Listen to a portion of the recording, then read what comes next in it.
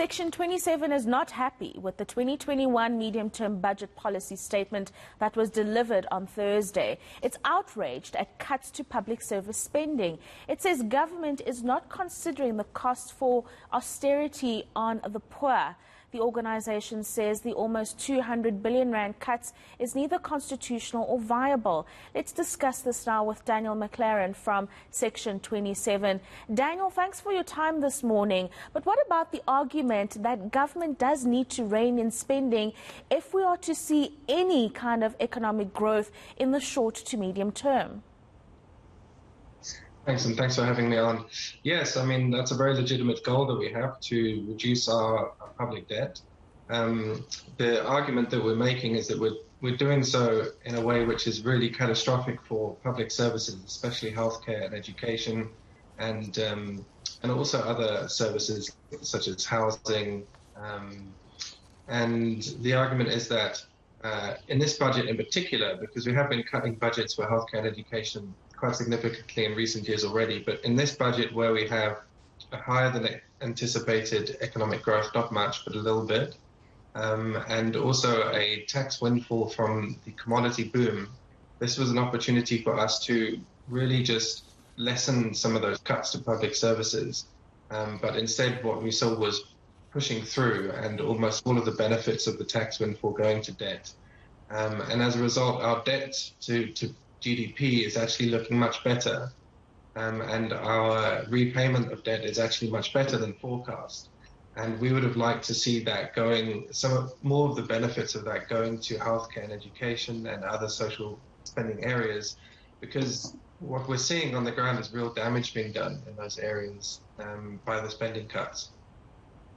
Right. I think another concern for you there would be this idea, and it's encompassed in what you've just mentioned, but that special relief grant that the minister indicated may not be extended beyond March 2022. Your thoughts on that, and also the debate around turning it into a basic income grant, because essentially those people are going to be spending that money within the economy, which contributes to economic growth. That's one argument that's been made about the creation of that grant.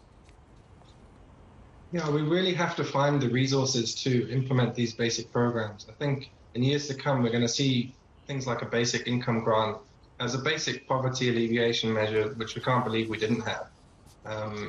And we're going to have to find ways to pay for these things, because when you have as much poverty as we have in South Africa, and when you have so much concentration of wealth and high incomes on the other hand, because of the way our society is designed, we know that that's going to produce bad outcomes. And one of those bad outcomes is a dysfunctional economy.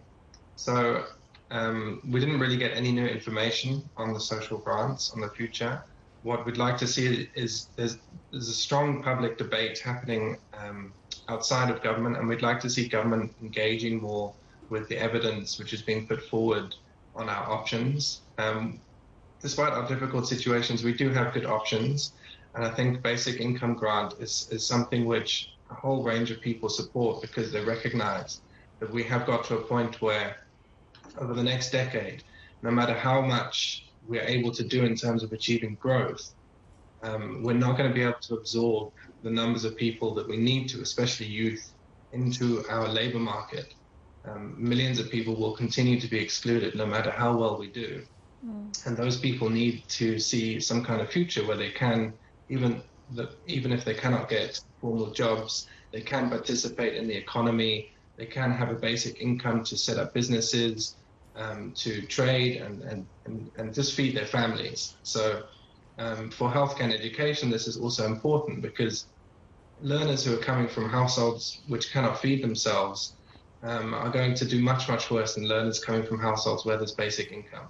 So on a number of levels, we think this is a good policy option, and we need to find the money, and doing so will be good on a whole range of metrics.